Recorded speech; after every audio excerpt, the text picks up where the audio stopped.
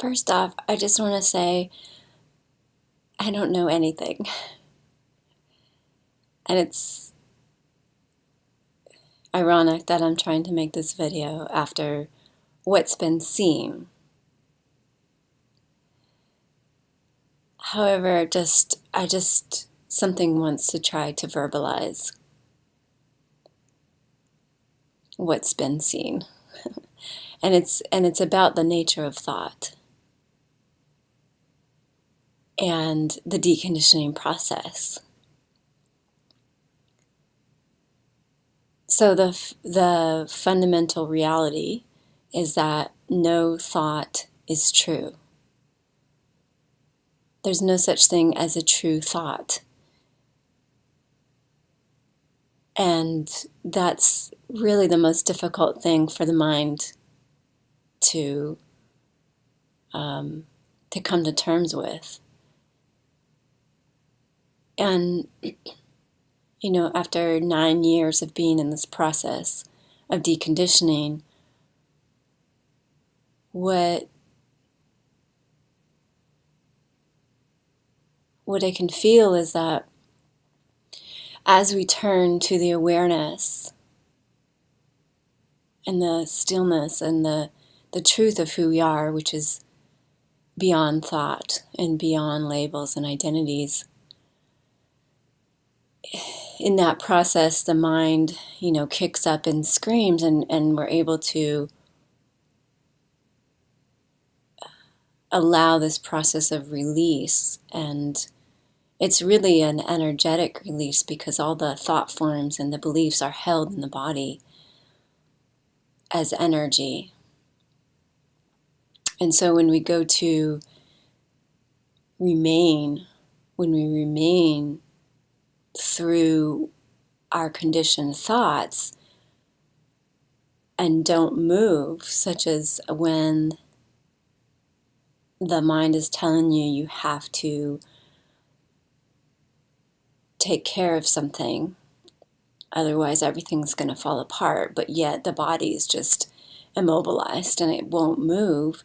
And then through that process, all of these fears are met, and all of this energy can be released in the form of, tears or anger or whatever it is. For me, it's been a lot of just tears and feeling like, I can't do this because there's been this structure built that's up to me to run this life and to make decisions and to do, and that's just not true. So when we're able to release and shatter the mind and decondition, what happens is a layer of the heart, a protective layer of the heart is melted away. So we melt away these protective layers through meeting our conditioning, which each round you'll notice that you're able to sense a little bit deeper into this awareness, this unchanging place that is always there, and it's always been there, and it will be there when the form passes away. So we're able to recognize that more and more, and it starts to really pull us. And through this process, more trust. So we gain more trust in the wisdom which is orchestrating everything, and the beloved that is calling us home. And with that greater trust and faith, then we're able to meet deeper and deeper layers of this fear and this everything that was formulated as children and in past lives, everything that created this construct of being a separate identity and thinking that we are the choosers and the doers and that we are in charge of something of our lives. That construct, which also includes our preferences, what I like, what I don't like, our story of our past that creates this identity of who we think we are in this moment. And it's sticky, this story that is like, it's who we think we are. The story of my past and what I've been through and who I am and what I want and where, all of that. It's all a distraction. Every single thought is a distraction from home, from what we really want. But the process of getting there is a process of humbling. It's a process of being worn down. It's a process of softening, opening the heart, learning to be vulnerable again, learning to say, I don't know. I don't know what's going on.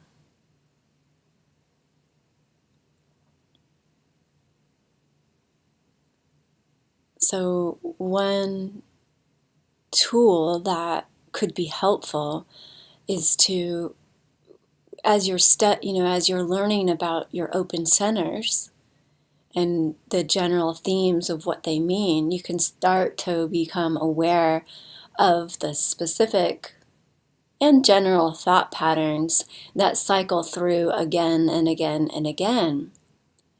And just by writing them down, there can be more awareness, and when they come up, you can be like, oh, there's my open ajna.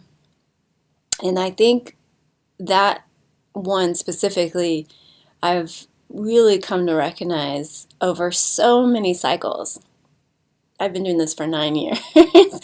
So yesterday it just got really clear in this, I asked David G again about, the fact and the truth that every thought is equally false. Every thought is equally meaningless. For those who want to be free, it's to slowly let go of every single thought and idea and meaning, because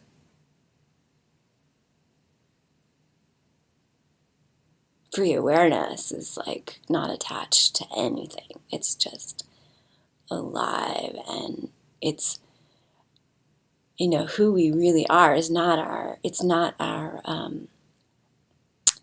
human design type and profile, but knowing that helps us to go through this process of letting every thought, idea, and emotion and energy that's stuck in the body, allowing it to release, so we can come more into our hearts and more into the truth of who we are. And so the program, so who we are, is the receptacle of the entirety of the program, including our design, including who we think we are. So the beloved, every single thought, feeling, emotion, every single movement that Trista does has already happened.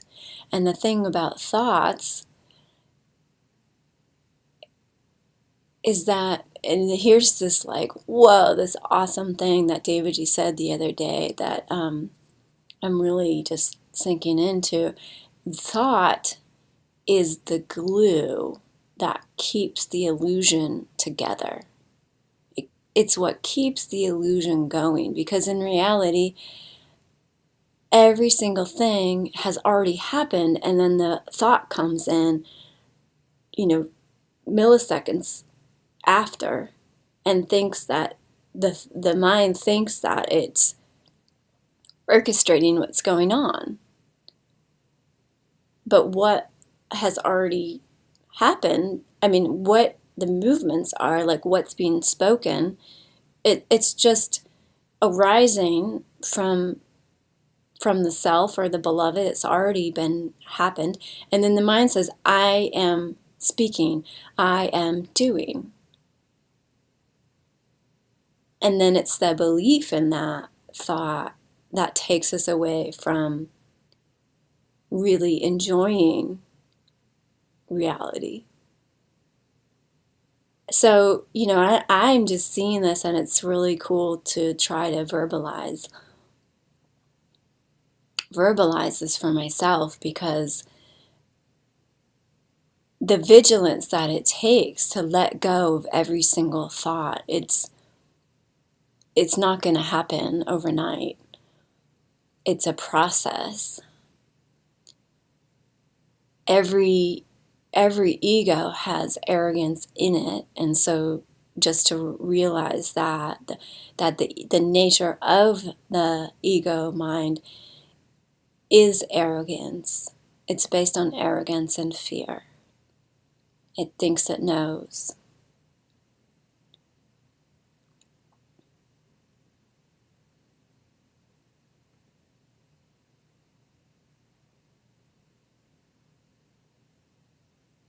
And so the strategy and authority of the human design system can help you sink into the body and to feel how the body's being moved and how it's reacting.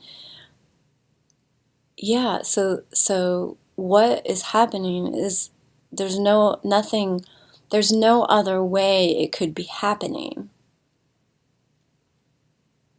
What is what the beloved is offering.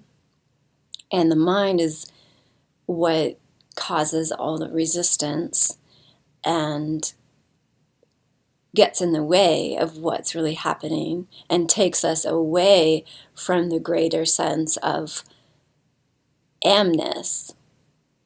The thoughts about what's happening is what is the glue that brings us back into this tiny little reference point, what David G. calls it, this little box of my own little reality and my own little story. But to just relax and open and breathe. A big tool for me during the deconditioning process has been inhale, love, exhale, relax. Inhale, love, exhale, relax.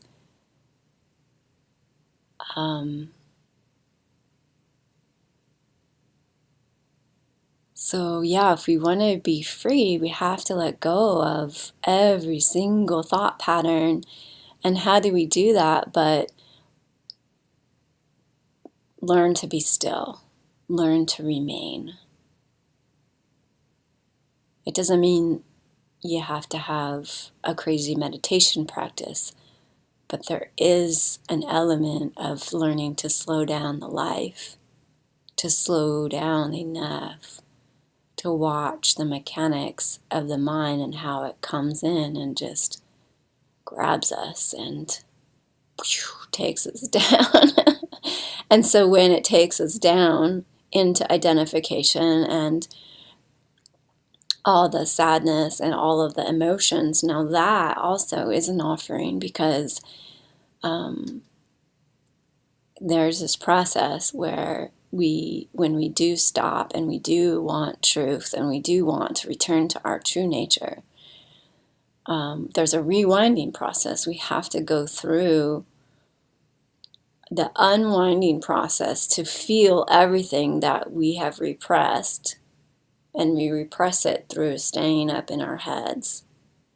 And so everything that's repressed is gonna come up. So when there's a huge wave of emotion, it is a gift, and to be thankful, because what it is doing with your intention to be free, with this heartfelt devotion to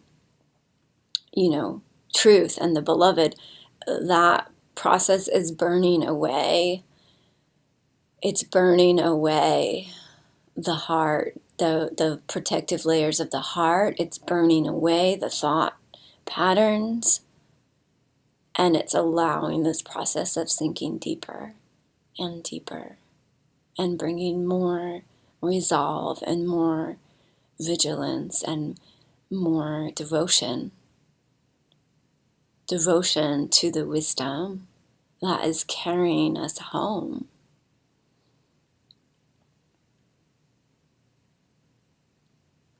So, so what I was going to say about the ajna, what I saw yesterday is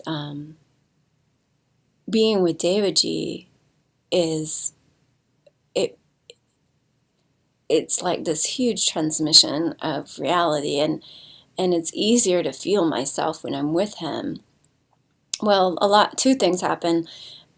A burning happens because he's playing my father, and so all of this old stuff comes up. So there's often a lot of pain in my heart and all of this back and forth about, how he sees me. But what also happens is when all of that relaxes, there's a greater sense of myself. And so I can see how the thoughts are trying to take me away from myself. And yesterday I saw I think it's the Ajna center, maybe it's the emotional center. But so on the one end of the spectrum, what happens is when I'm feeling really shitty, the body is taken into this great fatigue a lot. When I'm feeling really shitty, the thought process is, people help me so much and I can't give back, and I don't know how to give back, and I'll never be able to offer anything. And this thought process of, I should tell this person that I'm thankful, and I need to do this for that person. And it's kind of like this inverted thought pattern of I need to do stuff for others. I think that's the ajna, but it's also an aspect of the emotional center, trying to make everybody feel like me and feel good.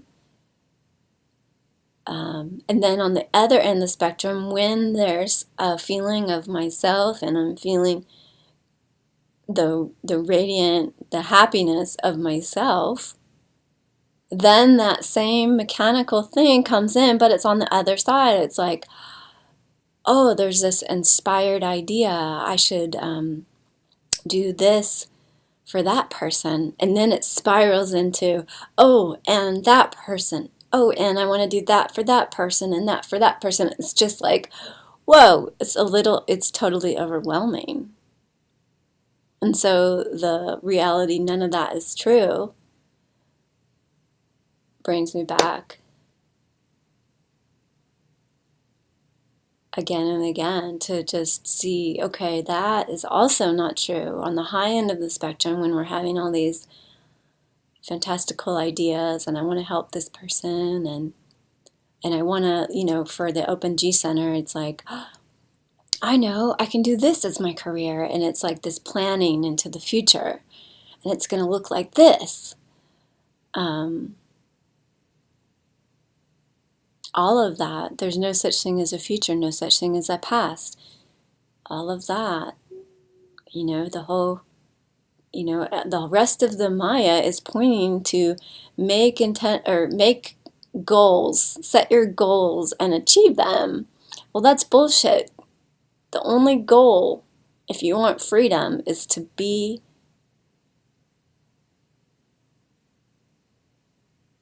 with what is, and receive what is, and fall deeper into this trust that what is happening is the only thing I want. And it's taking me to home. We're being carried home. And so if you're entering your experiment,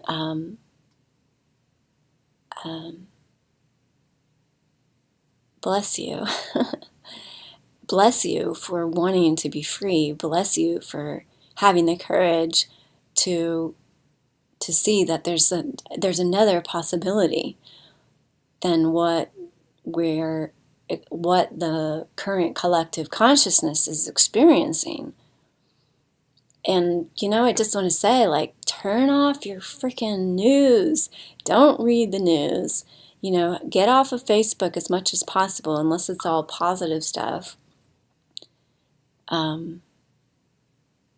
Really only listen to and be with those who have broken free, or those who are speaking from a place of love. Because the Maya is thick and it's dense right now, and it's wanting, the Maya wants to keep you in the Maya.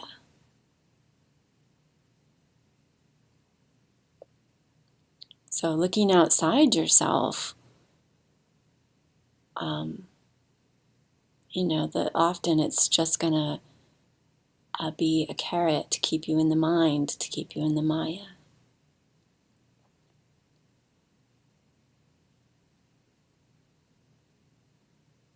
So I'm going back to satsang. That's my life right now. So, and the other thing is, like, find a teacher that has a transmission of truth.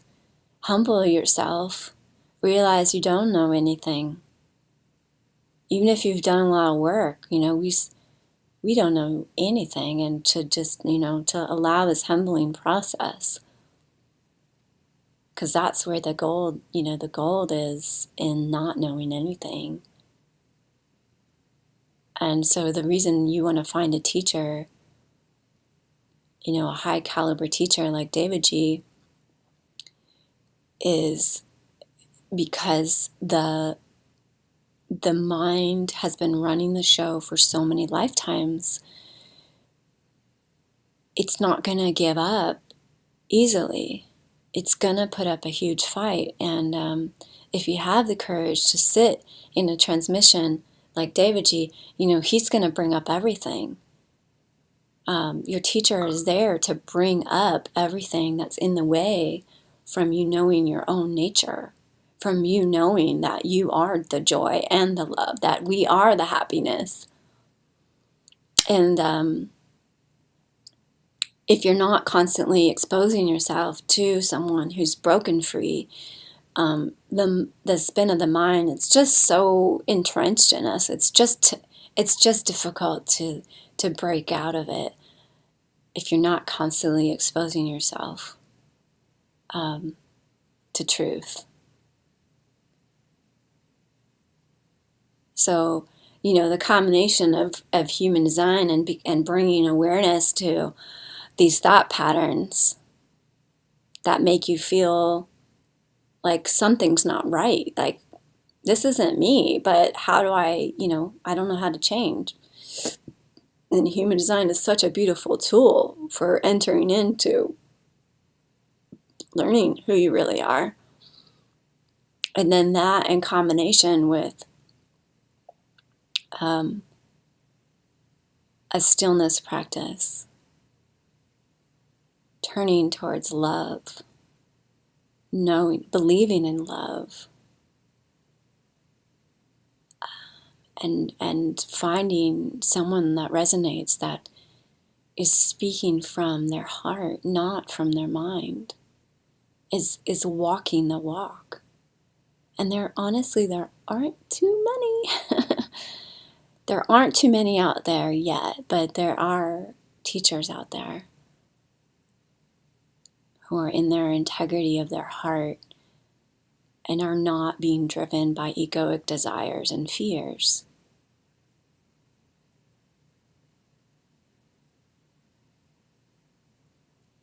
So this has been really useful for me, but I'm going to let it try, the satsang, coming back to satsang is just to let it all go. And it's not that I know something now, it's just, I guess it's just bringing more clarity that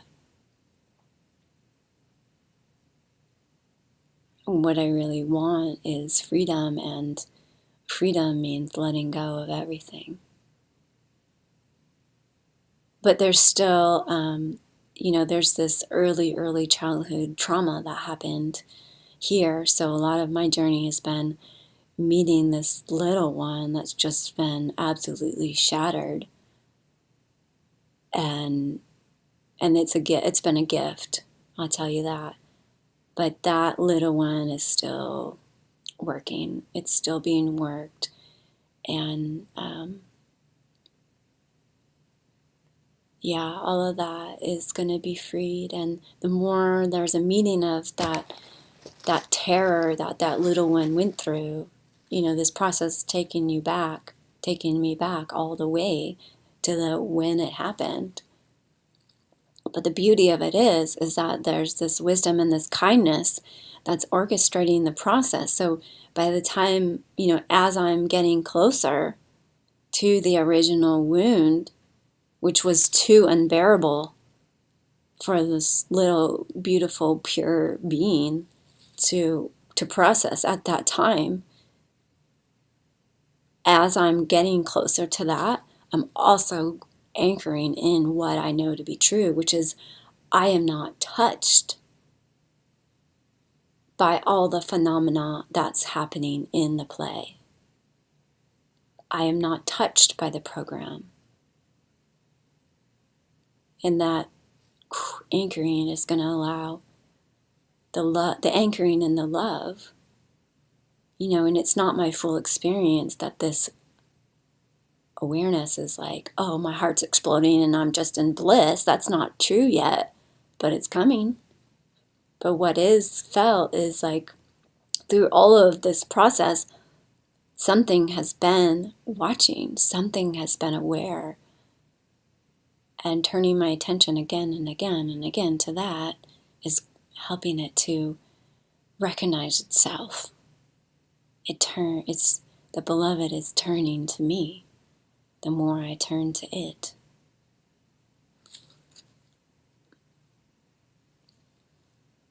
So, so many blessings on your journey home. And I hope this is helpful for some of you out there. And feel free to comment below.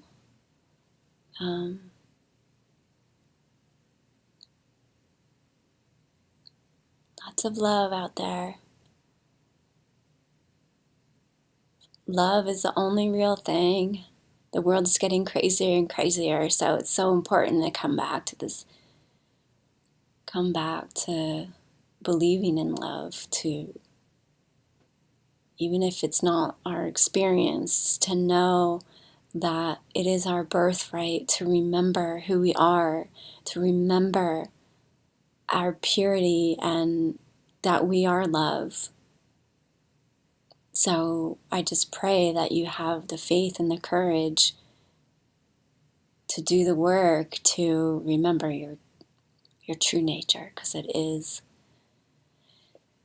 it's the natural state, what they call it. It sure doesn't feel like that in this process, but